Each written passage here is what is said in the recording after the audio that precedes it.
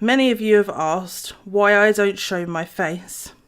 The main reason behind this is I suffer with body dysmorphic disorder, BDD. BDD is an anxiety disorder related to body image. The diagnosis of BDD is usually given if you experience obsessive worries about one or more perceived flaws in your physical appearance, and the flaw cannot be seen by others or appears very slight. Now, I've always had this from a very young age. Not that I knew about this at the time, but I had this due to narc adults in my childhood. This developed more when I went through abusive relationships, but severely developed after I was raped and following the abuse. My first memory of BDD was looking in a mirror one lonely night after my parents had been fighting, comparing why my other two siblings at the time were better than each other and me. And I felt completely alone and repulsed by what I saw staring back at me in the mirror as I could hear them arguing. I just didn't feel good in myself, and I felt like I was being compared to two fantastic siblings. What age was I? I was around about 6 or 7 at this stage. Fast forward this to about age 10, when my parents finally split up. I was told one night when I was mourning the split up and the breakdown of my family unit that I shouldn't have any emotions towards my parents splitting up and leaving each other, or leaving me in many different ways, whether that was a physical leave or an emotional leave. I was told to suck it up, basically, because I looked so ugly when I cried. Since hearing these words, which is when I started developing a hatred for how my face and my body looked when I cried. Not long after, I was continuously told how much I looked like one of my parents, and how I looked like that side of the family, and was told how repulsive and disgusting I looked due to this. The name calling about how I looked was so harsh, and I could tell it was really meant. This wasn't a one-off thing either, and was continuous throughout my childhood into my adult life. When growing up around me, I saw many beautiful women and aspired to be like them. But something ate away at me inside, knowing that I couldn't or wouldn't ever be as beautiful as them, and continuously, even now sometimes, I compare myself to them. During my high school, I was often teased and bullied about being overweight and how I looked. Although I kept my head up high and smiled like many teachers told me to, the comments would eat me away silently, so much that I developed an eating disorder along with the BDD feelings of being too fat and too ugly to be loved. Fast forward now to my first domestic violence relationship out of 2, unfortunately, I've experienced. I was 16 and very much a young girl who wanted to be loved. During this 5-year relationship, I was abused, beaten up, and continuously told I wasn't worth anything. I was fat, I looked ugly, my belly was repulsive. This furthered my BDD, but I still kept it locked inside, believing I deserved everything that had happened, because after all, it wasn't just one person who had told me this at this point. The only way I coped with it at this time was to sit and cry alone in front of my bathroom mirror, where only I could see. After being rescued out of this relationship, I into another narc's arms. It was like a vicious cycle of narc relationships that I couldn't get out of. This second particular domestic violent relationship lasted 6 years. I should have known straight away how things would have been, because the words "I've never been with a fat chick" had stayed embedded in my mind from the moment that it left his lips.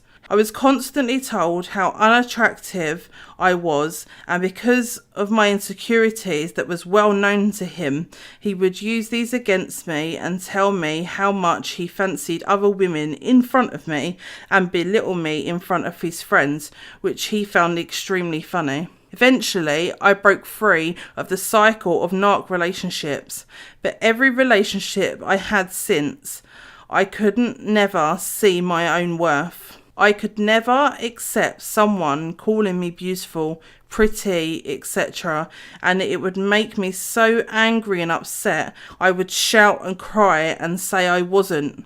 This usually ended up in ends of relationships, or it would lead to partners getting fed up and cheating on me. And of course, you've got it, confirmed my hatred for how big I was, how ugly I was. My relationship with my body was pure disgust, just like it had been embedded all those years ago. I went through a phase in 2014 when I used to tell people I was beautiful. I became rather cocky about this, I'm not going to lie, because I was told if I acted confident, I would be confident. But of course, for me, this wasn't true. And to be honest, every night I would stare at myself in the same mirror and see every last flaw on my body. The spots, the fat, the scars, the silly way that my belly wasn't completely flat, even something as silly as my hair wouldn't just sit right. Then, in 2015, as many of you know already, I will never forget, I was raped. That one trauma and many events of abuse to silence me due to this trauma during 2016 made my BDD so severe the hatred to be in my own skin was too much. I would scrub myself so raw, change my hair colours so much that my hair started to actually fall out. My eating disorder came back, but developed into an entirely different one. I gained weight, and with every pound that I gained, my hatred grew more for my body. I was diagnosed along with many other conditions in 2016, but to me, BDD was just another label. Since going through intense therapy in 2016, I managed to develop a sense of self-worth and discovered where all my issues had stemmed from. However, even to this day, after finishing therapy, I still find it extremely difficult when people pay me a physical compliment. I try in every way to either avoid it or ignore it. So if anybody gives me a physical compliment, I apologise in advance. It's not easy, and I'm still working on my recovery, but I'm also now accepting this is a part of me and the recovery might never be complete. I used to think people would think I was so vain when I was growing up, as I used to make sure my hair was absolutely perfect, like the girl that sat opposite me. And I would have an absolute mental breakdown if a piece of my hair even went slightly out of place. But the truth was, I wasn't vain at all, and just wanted to be seen as beautiful and as perfect like I saw other people. Who knows, maybe one day my BDD will allow me to see that beauty is a part of me too. But for now, I'll just work on taking compliments again, I guess. So the answer to why I hide my face and don't show my face on camera, there's two answers really. One is the trauma of the rape, and two is my BDD and the fear you will all see the same thing that I do. But my main example for this video is to turn around to people with BDD or other conditions and tell you that it is okay not to be okay.